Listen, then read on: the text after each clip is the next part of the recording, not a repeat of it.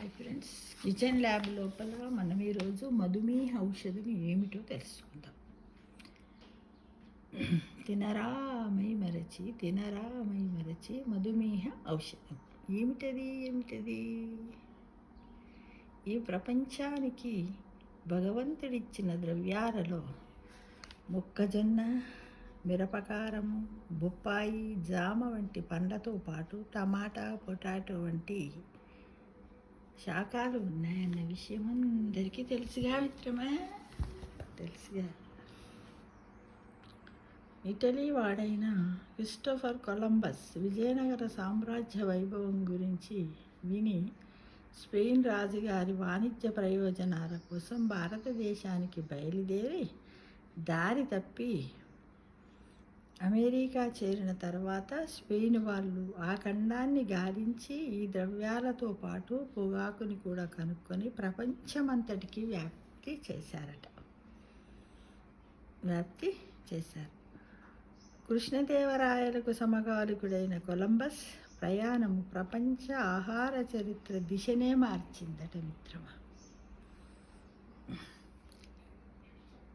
ఉల్లిపాయ రంగంలో ఉండే సస్టా బ్రిక్రీ జామను 17వ శతాబ్దంలో మెక్సికో నుంచి డచ్చి వాళ్ళు మొదట మలేసియాకు తెచ్చి సాగు చేయిస్తే అది లేత పసుపు రంగులో పండిందట.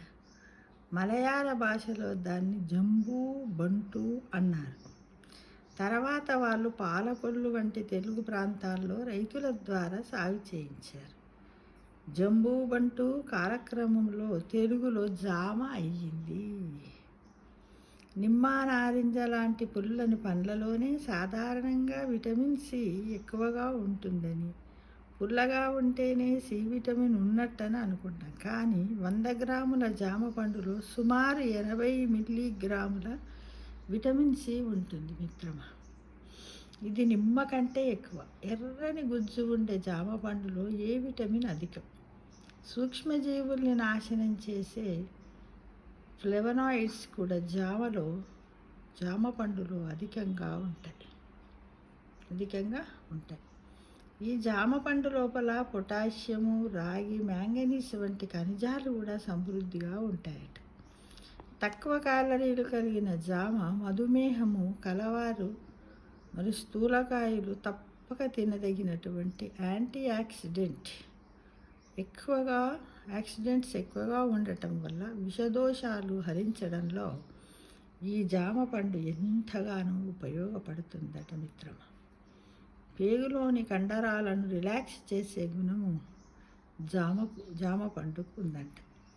పీచు పదార్థం అంటే డైటరీ ఫైబర్ ఎక్కువగా ఉండటం వల్ల విరేచనం బాగా జరిగి కడుపు నొప్పి తగ్గుతుందట.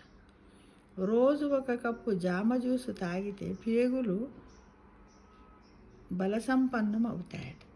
విరేచనం సాఫీగా జరుగుతుందంట. జామ పండు జ్యూస్ తీసి వామపొడి కలిపి తాగితే రుచికరంగా ఉండటమే కాక జీర్ణశక్తిని కూడా పెంచుతుంది.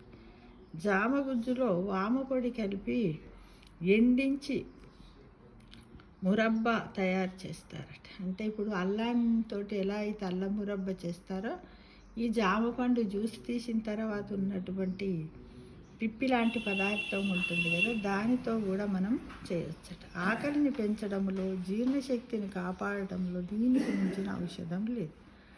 జామ జెల్లీలు, క్యాండీల తయారీకి జామ పళ్ళు అధికముగా తరలిపోవటాన్ని కూడా మనం మార్కెట్లో ఇవి చాలా ఖరీదైన పండ్లు అయ్యాయి. దాదాపుగా 80 నుంచి 100 రూపాయల కిలో ఉన్నాయి ప్రస్తుతం జామ పళ్ళు. జామ పండు ఎంత ప్రాముఖ్యమైనదో జామాకులకు కూడా అంత ఔషధ ప్రయోజనాలు ఉన్నాయి. జామాకులు శుభ్రం చేసి ఎండించి మెత్తగా దంచి ఒక సీసాలో భద్రపరచుకోండి. గ్లాసు నీళ్ళలో చెంచెడు పొడిని కలిపి మరిగించి తాగితే నీళ్ళ విరేచనాలు, రక్త విరేచనాలు, వాంతులు, వికారము, గొంతు పుండ్లు, జీర్ణకోశ వ్యాధులు, తల తిరగడం అంటే వర్టిగో ఉంది కదా, ఇప్పుడు ఈ మధ్యకాలంలో ఎక్కువగా వస్తుంది మిత్రమా. వీటన్నింటిని కూడా తగ్గిస్తుందట. గ్యాస్ట్రిస్, పేగుపూత, నెలసరి సమయంలో వచ్చే కడుపు నొప్పి కూడా తగ్గుతాయి. పళ్ళ నుంచి రక్తము కారటం ఆగుతుంది. జామాకుల పొడితో పళ్ళు తోముకోవచ్చు. తమలపాకు లేదా జామాకు కలిపి తింటే జీర్ణకోశము బలపరుస్తుంది. జామాకుల కషాయముతో పుండ్లు కూడా తగ్గుతాయట.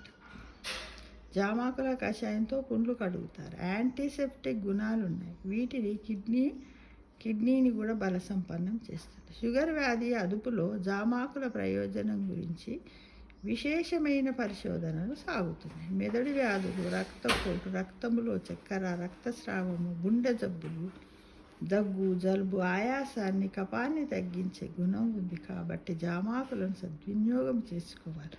ఒక్క మాటలో చెప్పాలంటే మధుమేహానికి పరంధామ జామాకు. తినరా మైమరచి మధుమేహ ఔషధము ఈ జామ పండులను, జామ చెట్టును ఉపయోగించుకోరా మిత్రం. సర్వే సుఖినో.